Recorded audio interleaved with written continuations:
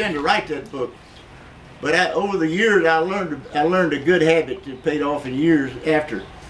When I was researching anything, if I run across a piece of paper that interested me, I made a copy of it and put it in my file.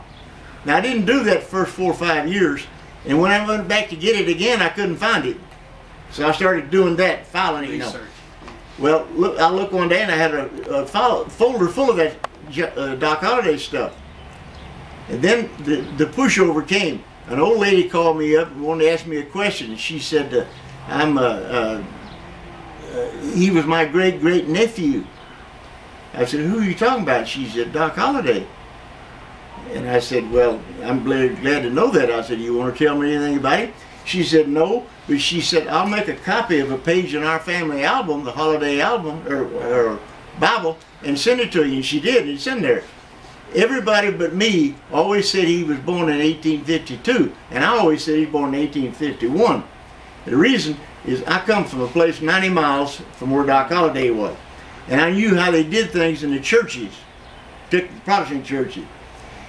Sometimes they didn't baptize a kid until he was a year or maybe 2 years old. Okay, yeah. They didn't do it when they were infants like the Catholic and other days. They waited up. So I figured he was born August 14th, 1851, and proved it.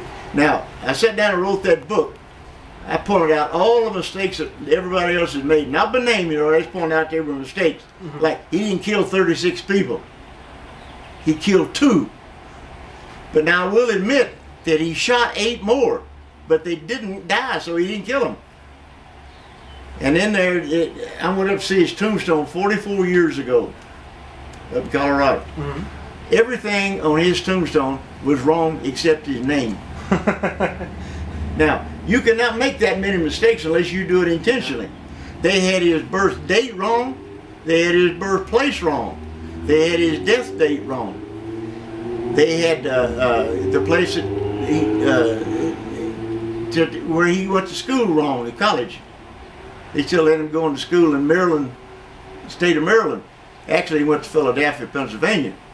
And on the back of his tombstone, they put up a hand of cards, and they put under the death hand 4 aces.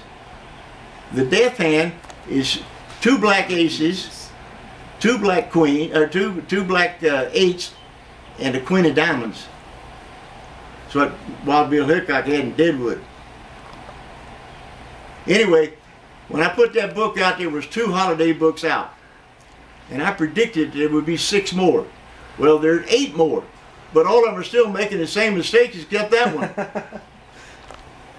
I would advise a lot of those authors to read that book where I've proved they were wrong. You guys use him pretty hard. Yeah, he falls asleep a lot. Hey, hold up the book a sec. I'll take a picture of the cover. On your wrist and hold it like this. Okay. Bounce you one. That's a good one.